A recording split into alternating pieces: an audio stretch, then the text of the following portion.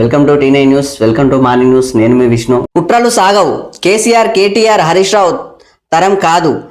వారు తల్లకిందులుగా తపస్సు చేసినా సాధ్యం కాదు. ప్రజలను రెచ్చగొట్టి పబ్బం గడుపుకుంటున్నారు. దాడులు చేసే తగ్గుతామనుకుంటే భ్రమే అని చెప్పేసి మొత్తానికి గట్టిగానే మాట్లాడుతున్నారు.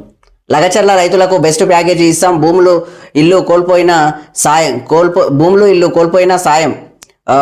సాయం మాత్రం అనకండి సార్. సాయం మాత్రం అనొద్దు. కొంచెం ఇబ్బందిగా ఉంటుంది మాకు. సాయం ఏందో సాయం మాకు తీసుకొని ఇయ్యానికి సాయం అని ఎందుకు పేరు పెడతారు దానికి? మాకు తీసుకొని ఇస్తున్నారు కదా, మీరేం పొకట్లు ఇస్తున్నారా? ఫ్రీగా ఇస్తున్నారా? అవి కూడా ఆడున్నాయి కూడా మా పైసలే. మీకు తెలుసో తెలియదు. మళ్ళీ ఇదో మాట సాయం అని పెడతారు. భారీ మొత్తంలో పరిహారం స్థానికులకు ఉద్యోగాలు. ఈ భారీ మొత్తంలో పరిహారం స్థానికులకు ఉద్యోగాలు. ఇది ఒకసారి మనం ఇక్కడ చూద్దాం. ఇక్కడ గవర్నమెంట్ గురించి నేను మాట్లాడాలనుకున్నా. ఇదే పాలమూరు ఎత్తిపోతలలో ఈ యొక్క రైతులకు భూములో తీసుకొని అక్కడ 3 లక్షలు 4 లక్షలు ఇచ్చారు. 3.5 లక్షలు. ఇప్పుడు అక్కడ పొలాల రేట్లు ఎట్లున్నాయి ఆ పరిస్థితి తెలుసు. ఇంటికో ఉద్యోగం ఇస్తున్నారు. ఆ పొలాలను తీసుకొని అక్కడ పరిహారం ఇస్తున్నారు. అక్కడ మొత్తానికి మాత్రం నెత్తిన చేతి పెట్టారు. అక్కడ మధ్యదారులకు సగం మంది అందులో దోచుకొని తిన్నారు. ఆ విధంగా ఇంటికో ఉద్యోగం లేకపోయినా అని అక్కడ కనీసం వాళ్లకు ప్రజా సంక్షేమ పథకాలన్నా ఆకేటట్టుగా ఉండాలి. పాలమూరు ఎత్తిపోతకల ప్రాజెక్టు విషయంలో చూడండి. పక్కన ఉన్న కర్వెన ప్రాజెక్ట్ అని అంటారు. కర్వెన, దాంతోపాటు ఆ పక్కన కొత్తూరు, ఈ పక్కన బూరుగుపల్లి, ఈ పక్కన ఆలూరు, ఆ ప్రాంతాలకు సంబంధించిన పొలాలు మొత్తం ఎంత నాశనం అంటే అంత నాశనం మొత్తం ఇచ్చేసిరు. ఎందుకంటే పాలమూరు, రంగారెడ్డి జిల్లాలు మొత్తం డెవలప్ అవుతాయి అనే విధంగా రైతులు ఒక ఎంత కష్టపడే వాళ్ళు ఇచ్చేస్తే వాళ్ళకు మాత్రము ఇంటికో ఉద్యోగం అన్నారు. ఒకరు ఉద్యోగం లేదు. ఆ ఏరియాలలో చూడండి, కనీసం పునరావాసం కింద గ్రామాలకు ఏమి ఇవ్వలేదు ఈ ప్రభుత్వం, గత ప్రభుత్వం. మరి ఈ ప్రభుత్వం అన్న జర చూసుకుంటే కూడా బాగుంటుంది అంటే ఏం చూసుకునేటట్లు కూడా లేరాడా. ఇప్పటికే ఇంటికో ఉద్యోగం అన్నారు. కనీసం వీళ్ళకు ప్రజా సంక్షేమ పథకాలన్నా ఇచ్చేసి వాళ్ళకు సపోర్ట్గానే ఉండాలి కదా. కూలీ వేసుకొని బతుకుతారు వాళ్ళు. కూలీ వేసుకొని బతికి ఒకవేళ ఉంటే ఆడున్న పరిస్థితులు ఏంటంటే అమాలి పని చేయాలి, లేదా మేస్త్రి పని చేయాలి, లేదా పెయింటింగ్ పని చేయాలి, లేదా ఆటో డ్రైవర్గా బతకాలి. అది వాళ్ళ బతుకు తెరువు. బ్యాంకుల నుంచి రుణాలు కూడా ఇవ్వట్లేదు. అక్కడ భూములు కోల్పోయి పూర్త నిత్య కూలీలాగా బతుకుతున్నారు. చేసుకుంటే తప్ప వెళ్ళదు. ఉన్న పైసలు మొత్తం పోయినాయి. వాళ్ళకి అండదండ ఏం లేదు. ఏంది ఆ పరిస్థితి మరి దారుణంగా. ఇప్పుడున్న వాళ్ళు కూడా ఆ పరిస్థితి చూసుకునేటట్లు కూడా లేరాడ ఈ ప్రభుత్వం. ఇక చూడండి, ఇక్కడ మాట్లాడుతారు. భూములు ఇల్లు కోల్పోయిన వాళ్లకు సాయం చేస్తారంట. ఏదో వాళ్ళకు ఫ్రీగా ఇస్తున్నట్టు, వాళ్ళ ఇళ్ళకి వెళ్ళి ఇస్తున్నట్టు. భారీ మొత్తంలో పరిహారం స్థానికులకు ఉద్యోగాలు. స్థానికులకు ఉద్యోగాలు అంటే ఆడ ఏడ ఉన్నాయి ఉద్యోగాలు? ఎవరిస్తున్నారు? పాలమూరు ఎత్తిపోతల వల్ల భూములు కోల్పోయిన వాళ్ళకి ఉద్యోగాలు ఇచ్చిదా? ఎవరిచ్చారు చూడండి ఒకసారి మీరు.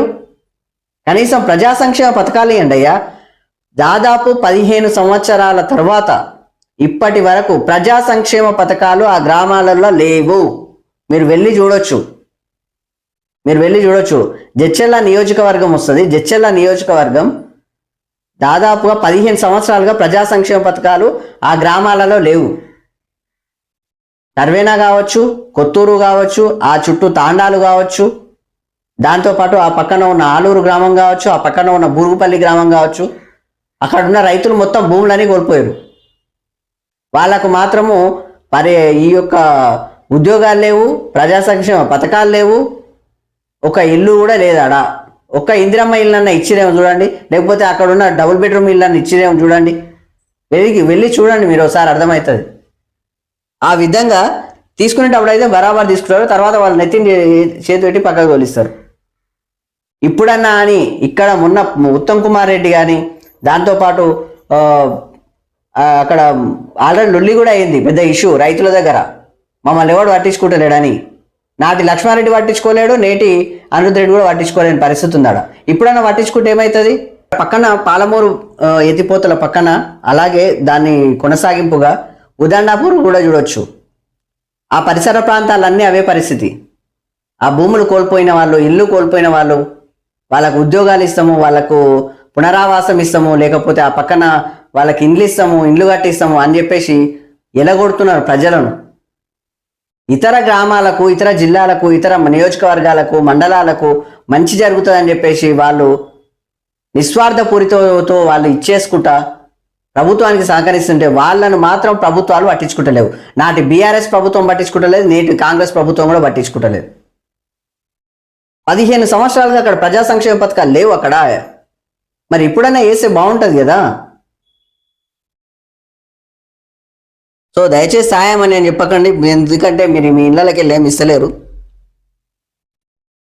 ఆ విధంగా భారీ మొత్తంలో పరిహారం, స్థానికులకు ఉద్యోగాలు ఎవరు ఇస్తలేరు కానీ ఉంటున్న పరిస్థితి ఎవరిచ్చిరో చూడండి. పాలమూరు ఎత్తిపోతల ప్రాజెక్టు విషయంలో అక్కడ భూములు కోల్పోయినారు, భూ నిర్వాసితుల పరిస్థితి మరీ దరిద్రంగా ఉంది. ఆడ కూలీలు చేసుకొని బతుకుతున్నారు. ఆడ వారు సంతృప్తి పడేలా చర్యలు, విపక్షాల వలలో పడొద్దని చెప్పేసి డిప్యూటీ సీఎం బట్టి విక్రమార్క అంటున్నాడు.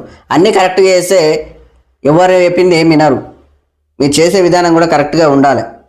పట్నం నరేందర్కు 14 రోజుల రిమాండ్. ఏవన్ ఆయనే, సూత్రధారి పాత్రధారి ఆయనే అంట. మొత్తానికి ఆయననే. ప్రభుత్వ ప్రతిష్ట దిగజార్చేలా ప్లాన్. అధికారుల హత్యకు వెనుకాడొద్దన్న ప్రధాన నిందితుడు. రిమాండ్ రిపోర్టులో సంచలన విషయాలు. కేటీఆర్ పేరు ప్రస్తావన.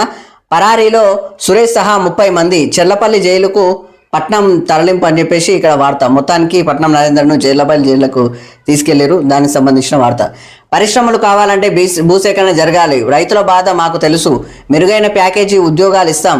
ప్రతిపక్ష నేతగా కేసీఆర్ కలెక్టర్పై దాడిని సమర్థిస్తారా అని చెప్పేసి సమాధానం చెప్పాలని చెప్పేసి అడుగుతున్నాడు బట్టి విక్రమార్క.